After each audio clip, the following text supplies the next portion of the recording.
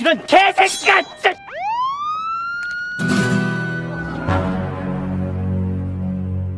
Kisah akan diperlihatkan seorang pemakai narkoba dan juga seorang pengedarnya. Di tengah asiknya ngobrol, tiba-tiba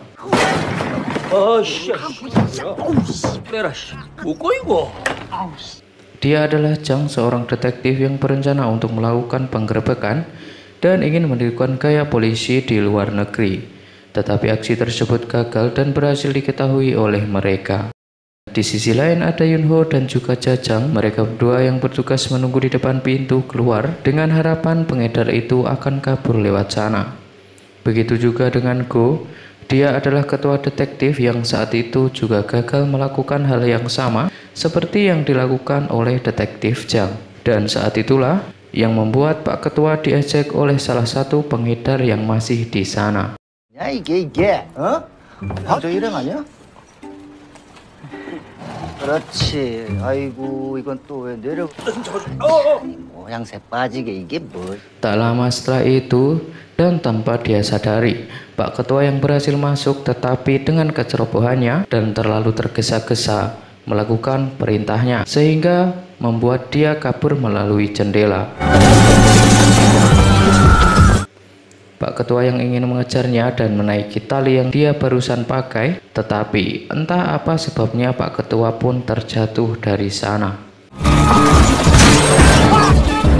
Dan saat itulah Pak Ketua yang kesakitan menyuruh anak buahnya untuk mengejar salah satu pengedar tersebut yang berhasil kabur. Di tengah pengejaran dilihatkan Pak Mo yang juga seorang detektif yang tiba-tiba saja muncul dengan menggunakan sepeda motornya.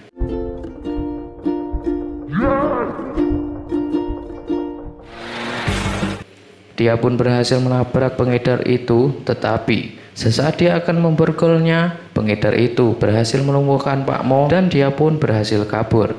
Tapi tiba-tiba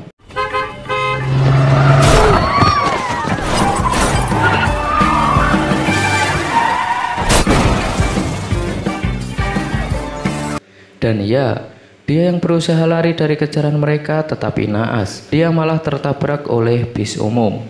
Dan hal itulah yang membuat kekacauan di sana, sehingga membuat mereka terancam akan dibubarkan oleh Pak Direktur di sana. Dan tak lain karena hanya penangkapan penjahat kelas ecek-ecek pun sampai terjadi kekacauan dan mengakibatkan tabrakan beruntun. Dia adalah Ko, ketua detektif dari tim sebelah yang sudah naik pangkat karena telah berhasil menangkap pengedar narkoba. Dan saat itu juga Pak Ketua mendapatkan ejekan karena penangkapannya yang sering dibantu oleh bis umum. 시내 버스가 잡았다며? 마을 버스였어! 스쿨 버스보다 낫지. Singkat cerita, Pak Ketua dan anak buahnya yang diajak makan malam oleh detektif Ko, selain untuk merayakan naiknya jabatan, dia juga memberi tugas kepada Pak Ketua untuk menangkap bandar narkoba terbesar yang bernama Limo. Dan markas Limo dan anak buahnya tersebut bertempat di depan kedai ayam goreng. Singkat cerita, Jajang yang berkamuflase sebagai tukang sapu, tukang listrik, tukang apa saja, tetapi hal tersebut tidak membuahkan hasil sama sekali.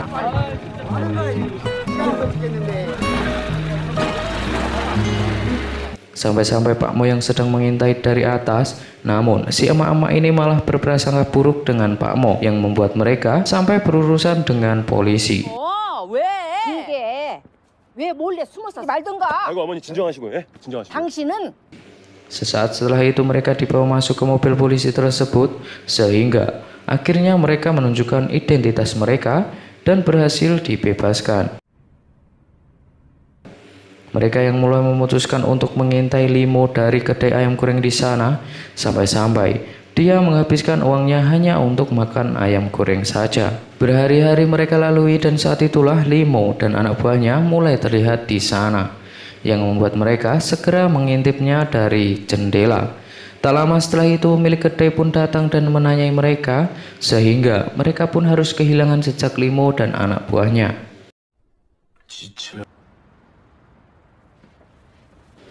Tak lama setelah itu mereka yang melihat pengantar makanan yang terlihat mengantarkan pesanan di apartemen milik pengedar anak buah Limo, dan mereka juga mempunyai ide untuk bekerja di sana agar bisa mengantar makanan dan memasuki apartemen milik pengedar itu. Tetapi karena minyak goreng, ayam, dan semua bahan dapur semakin naik dan pembeli juga semakin sepi, hingga akhirnya pemilik kedai itu memutuskan ingin menjual kedainya. 그랬더니 일자리 구하는 거였구먼. 나 가게 내놨어. 마지막 장사요. Jajang yang ingin membeli kedai tersebut dan Jang juga mulai sependapat dengan Jajang. Yang hal itu karena jika membeli kedai tersebut maka akan mudah mereka untuk mengintai pergerakan pengedar narkoba. Tetapi masalah terjadi ketika mereka tidak punya cukup uang, dan disinilah kita tahu bahwa mereka adalah para penerima BLT. 망했습니다. 저 있는데 반장님의 설자를 위해서 저 결혼. 나도 아직 결혼 한 번도 안 해봤어.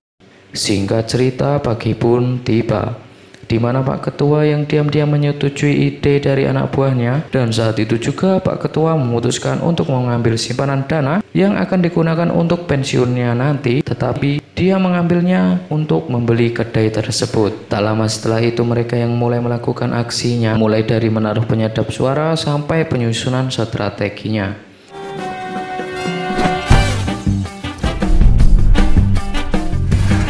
Namun tiba-tiba pembeli pun berdatangan sehingga membuat mereka pun kesal. Yang karena sebelumnya mereka tak ada niatan untuk berjualan. Yang karena hal tersebut mereka pun memutuskan untuk berjualan saja dan agar tidak menjadi kecurigaan di hari berikutnya. 자, 누가 튀길래? Karena diketahui mereka yang tidak bisa memasak, alhasil ketua pun menyuruh mereka semuanya untuk memasak. Dan masakan yang paling enak dialah yang akan menjadi koki di kedai tersebut. Masakan yang paling enak di antara mereka adalah Pak Mo, dan dipastikan dialah yang akan menjadi koki di kedai tersebut.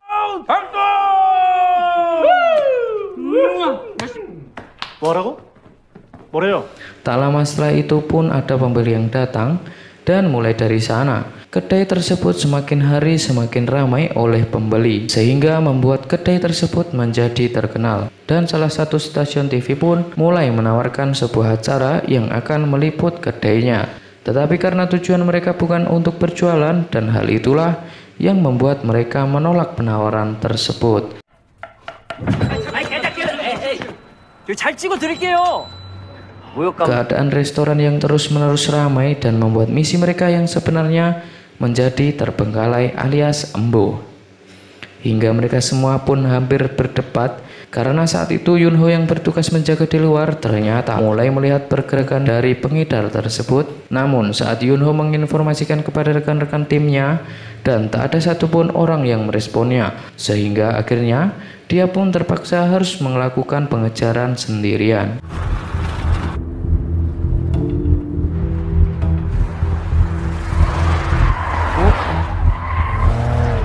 Tetapi pengejaran tersebut zong, dan saat itu juga Yunho kembali ke kedai tersebut dengan rasa kecewa, dan keempat rekannya itu juga merasa kecewa juga dengan Yunho karena tidak membantunya, padahal dia sangat dibutuhkan pada saat itu. 범인 잡으려고 치킨집 하는 겁니까? 아니면 치킨? 너만 족뱅이 치냐? 180도 길 에이고 씨발 얼마나 쓰라린. 소름 돋아. Dan hal itu yang membuat Yunho menjadi kebingungan dengan semua teman-temannya yang mulai jelas atau kehilangan arah. Setelah keesokan harinya, mereka yang mulai berniat akan mengakhiri kedai tersebut, yaitu dengan cara menaikkan harga ayam gorengnya menjadi berkali-kali lipat. Tetapi walaupun sudah dinaikkan menjadi sangat mahal, kedai ayam tersebut tetap saja ramai pengunjung. Bahkan turis yang berasal dari Jepang pun juga datang ke kedai itu untuk mencicipi ayam goreng yang sangat terkenal itu. 관광객들에게는 필수 방문 코스란다. Singkat cerita, mereka yang dipanggil oleh Pak Direktur untuk menghadapnya, dan saat itu juga mereka terancam akan dibubarkan karena sebuah laporan yang isinya hanyalah penyamaran saja. Di tengah-tengah pembicaraan Direktur tiba-tiba, 자, 다시. 이번 조직 개편과 받아 사람 말 끊지 말고. handphone Pak Ketua pun berbunyi, dan itu adalah pesanan dari apartemen tempat di mana pengedar anak buah Limo itu tinggal. Dan saat itu juga mereka langsung pergi begitu saja.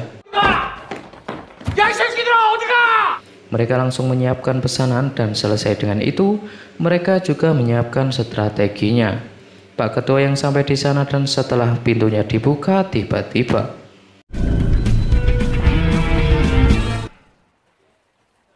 아, 왜 이렇게 늦어? 키났어. 먹고 오자고. 어? pengedar itu sudah tidak tinggal di sana dan tak lain yang memesan ayam tersebut adalah ibu-ibu yang pernah terlibat dengan mereka. Dan hal itulah yang membuat mereka semua kecewa, yang tak lain karena usaha mereka selama ini kelebus alias sia-sia. 그만해. 우리 곧 해체된다고. 오늘 소장님 저 Restoran yang mulai sepi karena ulah dari wartawan yang sempat mereka tolak tadi, yang memberitakan hal buruk tentang kedai mereka. Pak Ketua yang merasa bersalah karena mereka semua akan terancam tidak akan mendapatkan uang pensiunan. Dan di sisi lain terlihat para pengedar anak buah Limo yang mulai mendapatkan ide baru, yaitu untuk membuat franchise ayam goreng tersebut tak lain karena agar mereka dan jaringannya bisa menyelundupkan narkoba dengan aman ke seluruh Korea. Setelah keesokan harinya, salah satu pengedar bernama Chung mulai mendatangi kedai dan mulai memberikan sekoper uang untuk membeli franchise tersebut, sehingga Pak Ketua pun menyetujui hal itu. 사기쳐서 쪽쪽 빼먹어도 이거 이상은 안 나올 거고. 뭐 그렇죠. 네. 제가 뭐 인간을 Dan franchise tersebut mulai menyebar di seluruh Korea, tetapi ayam goreng yang dikelola para oknum ini malah menyelundupkan narkoba di dalam bahan-bahan ayam tersebut. Di sisi lain Limo yang mulai menemui Teh Chang, dia adalah seorang kepala bandar narkoba, dan tujuan tersebut untuk mengajak Teh Chang bekerja sama menguasai pasar narkoba di seluruh Korea. Mengetahui bisnis milik Limo berjalan dengan lancar sehingga membuat Teh Chang pun tertarik dengan tawaran tersebut. 미국 다 먹으라고. 내가 중국에서 물건 떼주면 넌 잘 되고? 둘러봐라. Hingga suatu ketika franchise yang dikelola para pengedar tersebut mulai ditinggalkan oleh pelanggannya. Yang hal itu karena sikap para pegawainya yang bersikap kasar dan arogan. 마약 치킨이라며. 아니 그 말이 아니고. Dan disitulah nama ayam goreng Pak Ketua menjadi tercoreng. Pak Ketua yang mengetahui bahwa bisnisnya mulai hancur, dia pun menemui Chung dan meminta penjelasan mengenai pegawainya tersebut. Dan saat itulah Chung yang menutupi semuanya dengan meminta maaf kepada Pak Ketua, dengan tujuan agar Pak Ketua tidak mencurigainya. 뭘 죽이기까지. 그럼 병신만 될까요? 됐어. Dan setelah Pak Ketua mulai meminta kepada anggotanya untuk melakukan investigasi, dan saat itulah mereka mulai mengetahui bahwa penjualan ayam goreng lebih banyak pesan antar dibandingkan pembeli yang makan di tempat. Dan hal itulah yang membuat mereka semakin curiga dengan apa yang sebenarnya dilakukan oleh pebenguk itu. Pada keesokan harinya para detektif tersebut mulai melakukan penyelidikan, dan mereka pun juga dikagetkan dengan para pelanggan ayam goreng tersebut adalah seorang pecandu narkoba. 나봐.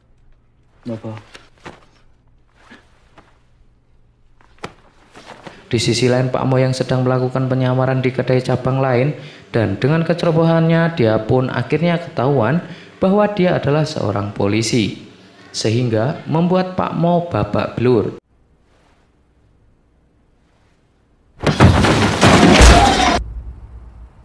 Bersamaan dengan itu Limo yang kesal terhadap manajernya yang karena ide dari dia dan membuat bisnis mereka terendus oleh kepolisian. Singkat cerita, keesokannya mereka semua mulai berkumpul di kedai untuk melaporkan kasusnya tersebut kepada polisi. Namun Pak Ketua justru ingin menangkap gembong narkoba tersebut dengan tangannya sendiri. Dan saat itu juga mereka semua pun mulai pergi ke kantor milik Chung, tetapi kantor tersebut sudah tidak ada orang sama sekali. Dan saat itulah tiba-tiba saja detektif Jang mendapat sebuah video call yang memperlihatkan Pak Mo sedang disekap. Dan di saat itu juga detektif Jang pun langsung melacak lokasinya tersebut dan mulai beranjak ke sana. 출발해.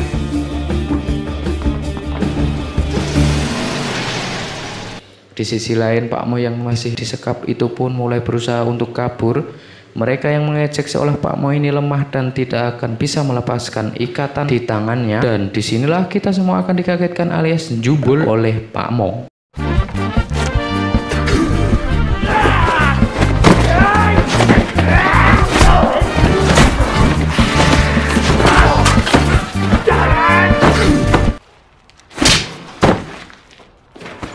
Dan ya, Pak Mo yang kita lihat tadi lemah dan saat ini dia mampu menghabisi para pebengok itu. Pak Mo pun berhasil kabur dengan menyelinap di sebuah mobil box dan ternyata mobil tersebut menuju di sebuah pelabuhan.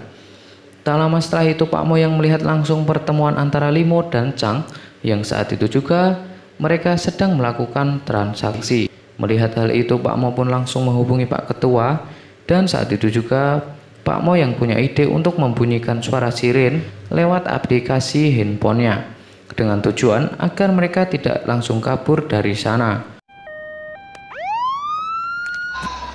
근처에 불이 크게 났나 보네.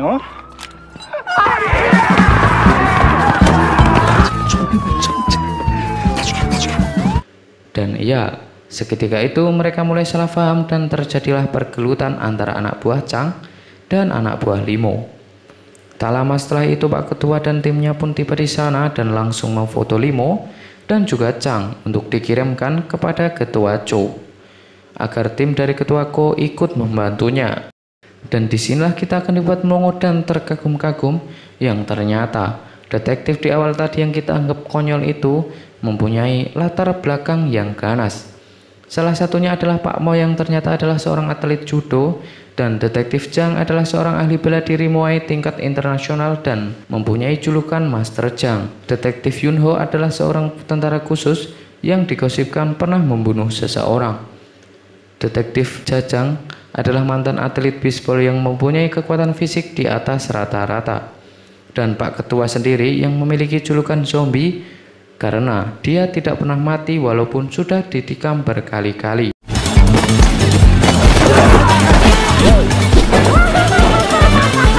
UDT 특전사 출신, 챔피언 출신. Mereka semua pun mulai tidak menyadari jika Limo telah kabur bersama dengan asistennya. Namun Pak Ketua yang menyadari hal itu langsung menyusulnya. Dan saat itu juga Pak Ketua yang dihalangi oleh asistennya tersebut sehingga Pak Ketua pun menjadi kewalahan. Saat itu para anggota timnya pun mulai saling menyusul Pak Ketua untuk membantunya.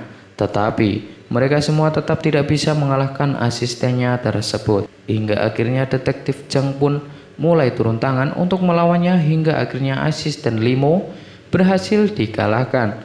Limo yang berhasil kabur menggunakan kapalnya, tetapi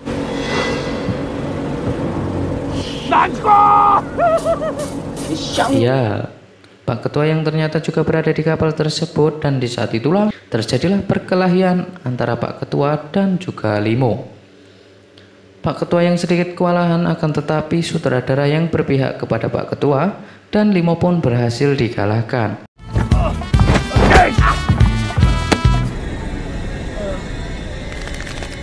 Singkat cerita para polisi dan petugas medis pun mulai datang ke sana dan di saat itulah mereka semua terkejut yang karena para pebengok sekaligus bandar terbesarnya berhasil dilumpuhkan oleh tim yang diketuai oleh detektif Go.